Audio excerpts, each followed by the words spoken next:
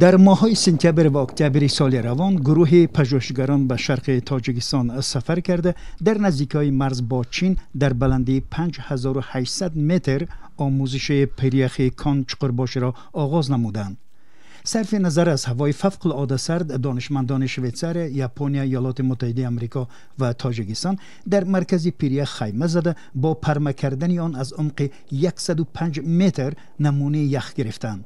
رئیس هیئت استاد دانشگاه سیوریخ و فریبورگ ایوان میلز میگوید برعکس پیرک‌های سراسر دنیا که با سرعت آب میشوند، یخ قراقرم، کلونشاه و شرق پامیر استوار است. این پیرک‌ها مساحت خود را از دست نداده اند یا در 25 سال اخیر خیلی کم آب شدند.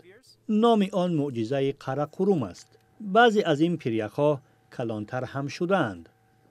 آموزش این پدیده و درک سبب‌های آن هدف اساسی سفر به منطقه است. ما در جایش با آزمایش‌های بی‌واسطه تحقیق خواهیم کرد که این پدیده تا کدام اندازه نیرومند است و تا چه زمان دوام کرده. این پژوهشگر از آن خوشحال است که راه به پیریخ کان چقرباشی تا بلندی نزدیک 5800 متر بدون ابزار مخصوص نیز امکان پذیر است. ما مثل مکتب کهنه از نیروی انسانی استفاده برده پاره‌های یخ را از بالای کوه به زمین پایین می‌آوریم. بخشی از نمونه‌های یخ برای آموزش تاریخی پیریخ‌های پامیر و اقلیم منطقه به ژاپنیا فرستاده می‌شوند. بخش دیگری نمونه‌ها به قاره انتارکتیدا ارسال شده در انبار زیرزمینی در سردی 50 درجه تحت صفر نگهداری خواهند شد. سازمان آیس مموری فاندیشن یا بنیاد تاریخ یخ که سرپرست این به اصطلاح آثارخانه یخ می باشد، همراه با پژوهشگاه قطب شناسی شویتزار اکسپدیسی تاجیکستان را سرمایه گذاری کرده است.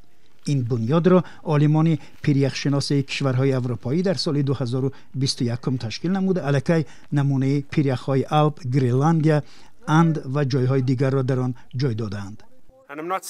من نمیگم که در آینده گرمای سراسری و پیریک‌های پامیر به تاثیر خواهد بود. ما پورا باور داریم که آنها مثل همه پیریک‌های عالم تا حد آب میشوند. آموزش نمونه‌های یخ از عمق پیریک به ما امکان می‌دهد که به تغییریابی اقلیم در هر دور و زمان و زمینه‌های معجزه قراقرم پاسخ دهیم. رهبران بنیاد تاریخ یخ در صحبت با فرانس پرس اظهار امید کردند که در آینده پژوهشگران با استفاده از وسایل زمانوی از نمونه‌های پیریخ‌ها درباره اقلیم 50، 100 و 200 سال پیش معلومات پیدا خواهند کرد.